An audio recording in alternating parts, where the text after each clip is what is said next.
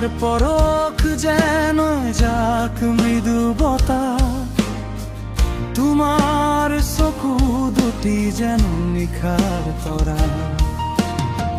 মৰমেৰে চোৱা তোমাৰ সেই চাৱনি, অনুভৱ কৰোঁ তোমাৰ সৈতে এক গভীৰ এনাজৰি।